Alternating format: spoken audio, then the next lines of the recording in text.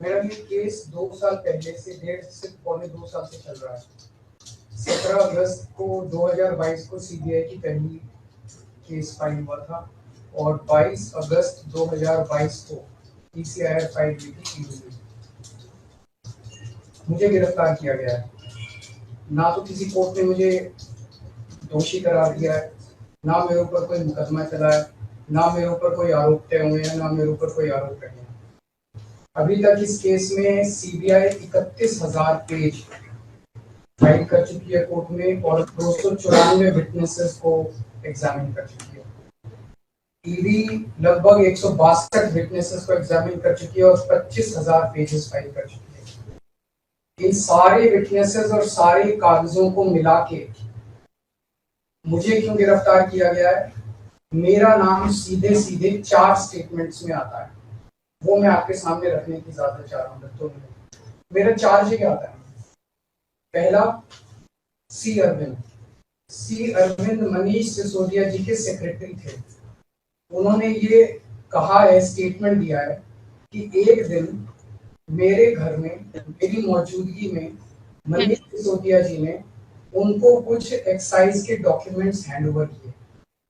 That's it madam. उन्होंने ये नहीं कहा कि मेरी मौजूदगी में पैसे दिए, कोई ऐसा कोई आरोप नहीं है।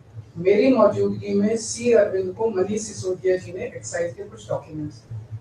मैडम, मेरे घर पे ढेरों एमएलए आते हैं, ढेरों मंत्री आते हैं, ढेरों डिग्निटरीज आते हैं, अपने अपने सेक्रेटरी लेते हैं, वो आपस में खुसर भी करते रहते हैं, आपस में डॉक्यूमेंट्स भी एक्सचेंज। मुझे क्या पता कि कौन किसको क्या दे। Is this a sufficient reason to arrest the sitting chief minister? क्या ये स्टेटमेंट एक सिटिंग चीफ मिनिस्टर को अरेस्ट करने के लिए पर्याप्त है? नंबर 1।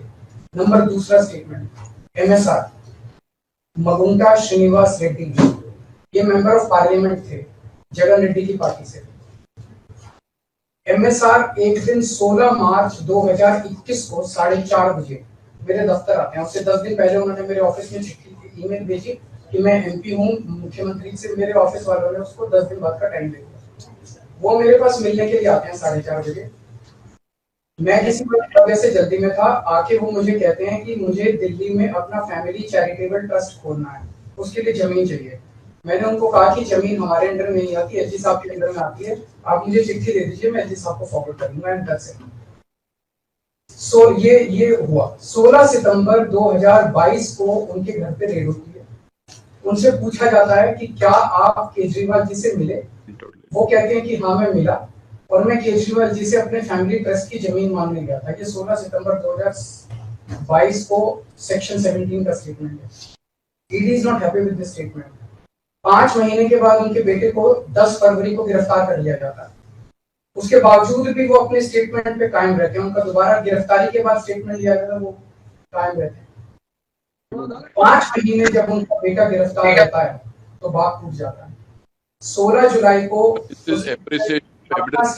बदल लेते हैं। उसके बाद वो 16 जुलाई को वो अपना स्टेटमेंट बदल लेते हैं। 18 जुलाई को उनका बेटा छूट जाता है। उसके बाद उनका कोई स्टेटमेंट नहीं होता। That's it. स्टेटमेंट पे स्टेटमेंट हो रहे थे जब तक वो अपना स्टेटमेंट मेरे खिलाफ नहीं दे रहे थे। जैसे उन्होंने मेरे खिलाफ स्टेटमेंट दिया, बेटा भी छूट गया, स्टेटमेंट होने भी बंद हो गए और 3 अक्टूबर को उनका माफीनामा भी हो गया। Mission accomplished. इसका मतलब ईडी का मिशन केवल और केवल मुझे फंसाना था। 3 सेक्शन 50 के स्टेटमेंट है।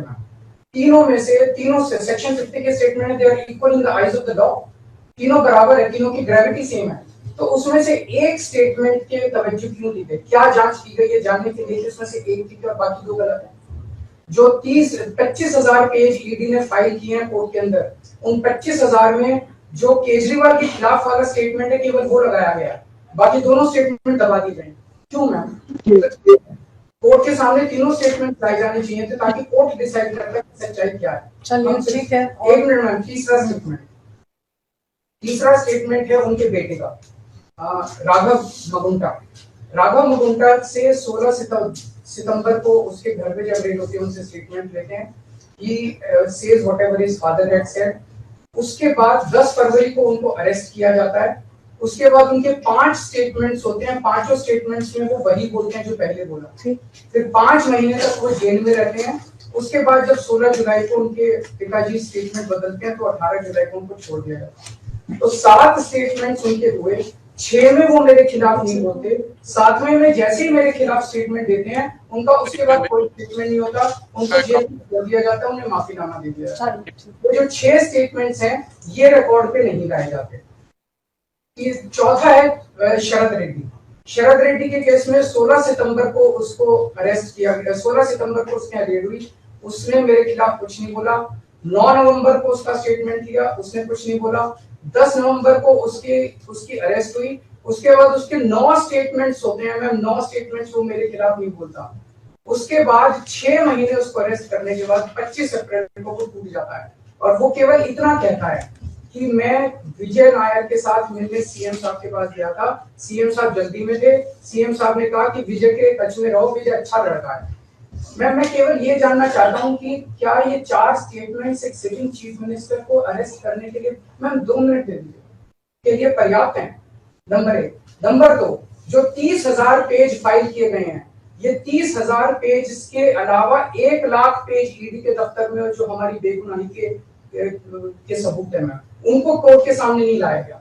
ये दूसरी बात मैं ये कहना चाहता हूँ, ये शराब घोटाले का पैसा आखिर है कहाँ, जो शराब घोटाला कहा जा रहा है? मैम ये आरोप लगाया जा रहा है कि 100 करोड़ रुपए किसी साउथ लॉबी ने शराब की हमने पॉलिसी बनाने के लिए, हाँ जी आम आदमी पार्टी, मैम ये जस्टिस संजीव खन्ना का ऑर्डर है। जस्टिस संजीव खन्ना का order ma'am page 22 para 12, the assertion in the complaint filed by DOE that kickback of rupees 100 crore was actually paid by Liquor Group is a matter of debate. Sanjeev Khanna कह रहे हैं, इसका मतलब ये साबित नहीं हुआ, इसका मतलब ये विवादास्पद है, इसका मतलब ये संदेहास्पद है, इसका मतलब इसके लिए सबूत नहीं है। तो जो 100 करोड़ रुपए ये कह रहे हैं कि हम लोगों ने रिश्वत ली, वो रिश्वत तो संदेहास्पद है, उसके तो सबूत ही नहीं है। लेकिन असली शराब घोटाला क्या है?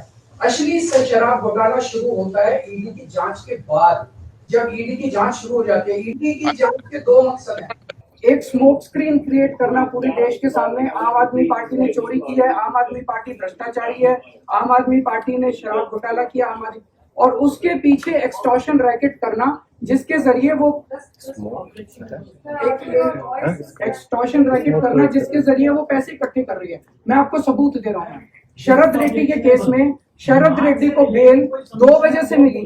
एक, शरद रेड्डी ने मेरे खिलाफ स्टेटमेंट दिया और शरद रेड्डी ने अरेस्ट होने के बाद 55 करोड़ रुपए का चंदा बीजेपी को दिया, 55 करोड़ रुपए के bonds arrest, so he bought his bail ma'am, he bought his bail. Then now the money trail is clearly established. Money trail is clearly established. Ma'am, just last 1 minute. Last 1 minute. The money trail is established, ma'am. उसने अपनी bell arrest होने के बाद 55 करोड़ रुपए का चंदा BJP को दिया, बीजेपी के अकाउंट में सीधा गया। मनी ट्रेल इज एस्टैब्लिश्ड और यही पूरी जांच का मकसद था। एक तरफ आम आदमी पार्टी को क्रश करना, एक स्मोक स्क्रीन क्रिएट करना, भ्रम का पर्दा, और पीछे से एक्सटॉर्शन करना। Thank you.